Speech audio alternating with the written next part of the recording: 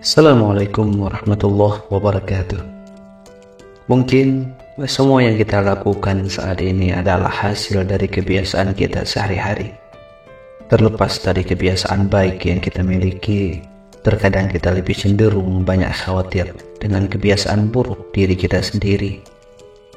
Ingin rasanya merubah kebiasaan lama tersebut menjadi lebih baik lagi. Namun apa daya, keinginan hanyalah tinggal sebuah keinginan. Sulit bagi kita untuk merubah kebiasaan tersebut. Untuk mengatasi sebuah kebiasaan buruk, ada baiknya kita pahami dulu definisi tentang sebuah kebiasaan. Kebiasaan adalah tanggapan seseorang yang dilakukan secara berulang-ulang.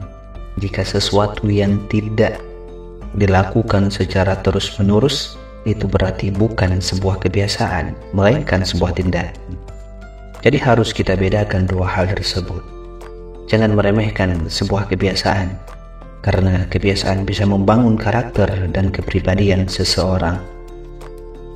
Namun yang paling penting adalah sebuah kebiasaan yang mungkin saja menjadi penilaian seseorang terhadap kita. Oleh sebab itu, untuk menciptakan kebiasaan baik, itu dimulai dari diri kita sendiri. Dimulai dengan memperbaiki kebiasaan sehari-hari adalah sebuah pilihan yang bijak yang harus kita lakukan. Meskipun aktivitas itu di awalnya membuat kita tidak nyaman, karena memang kebiasaan tersebut di luar kebiasaan kita. Namun ingatlah, aktivitas yang baik yang dilakukan terus-menerus akan menjadi sebuah kebiasaan. Artinya, kita harus merubah semua kebiasaan buruk kita menjadi lebih baik lagi.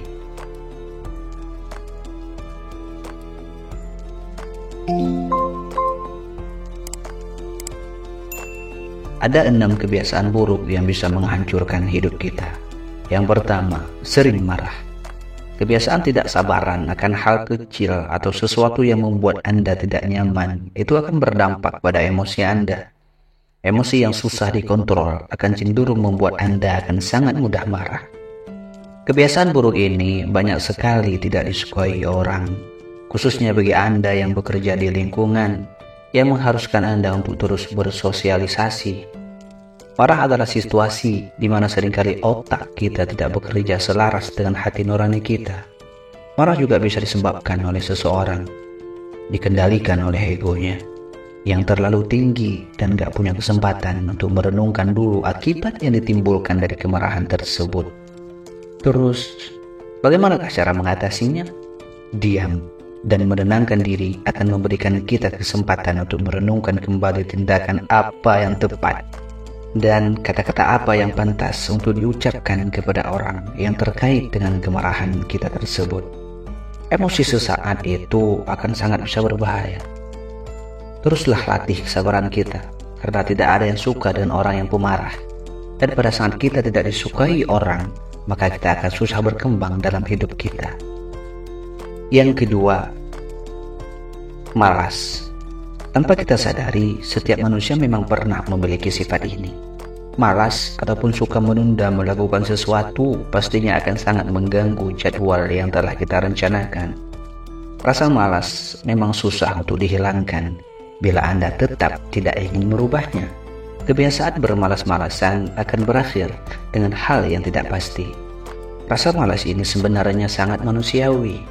Siapapun pasti pernah mengalami momen malas, mengejar mimpi malas, melanjutkan apa yang sudah dimulai malas, untuk memperbaiki diri, dan hanya ingin rebahan saja sepanjang hari.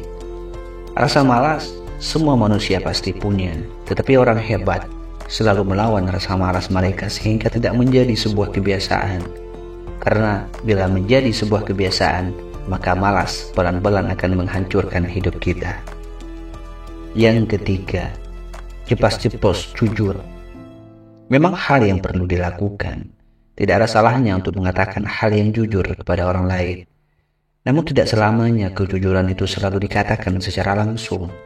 Anda harus tahu tempat dan kondisi orang sangat ingin diajak ngobrol. Kebiasaan cepat-ceplos kadang menjadi hal yang tidak menyenangkan bagi sebagian orang. Berusahalah untuk mengetahui sifat orang lain yang ingin diajak bercengkrama. Menjadi peka terhadap lingkungan sekitar akan menjadi lebih baik.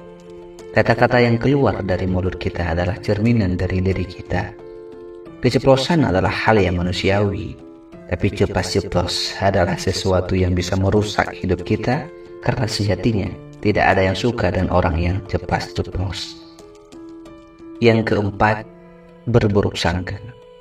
Kita memang tidak bisa menahan apa yang sedang kita pikirkan, walaupun itu pikiran buruk sekalipun. Orang yang selalu berpikiran buruk terhadap suatu hal kerap takut untuk mengambil sebuah keputusan. Hasilnya, kebiasaan buruk ini akan membawa kita terhadap situasi yang buruk juga. Tidak jarang pikiran buruk yang kita tidak harapkan malah menjadi kebiasaan. Yang kelima, cemburu yang berlebihan. Cemburu memang menjadi salah satu bumbu dalam sebuah kehidupan percintaan. Tidak ada salahnya bila memang merasa cemburu, karena itu adalah suatu hal yang sangat wajar. Namun, cemburu yang berlebihan tidak baik bagi diri kita dan orang lain. Rasa cemburu yang berlebihan biasanya timbul dari kebiasaan yang kurang percaya diri atau iri dengan orang lain. Dan yang terakhir, yang keenam, menyalahkan diri sendiri. Perasaan ini seringkali melanda saat kita putus cinta atau mungkin sedang bertengkar. Anda cenderung menjadi tahu kesalahan apa yang telah Anda perbuat, namun menyalahkan diri sendiri juga tidak baik bagi diri kita. Introspeksi diri memang diperlukan, tapi bukan berarti kita harus menyalahkan diri kita sendiri. Jauhilah 6 kebiasaan tersebut untuk menggapai hidup yang lebih bermakna dan sukses di akhirnya. Assalamualaikum warahmatullahi wabarakatuh.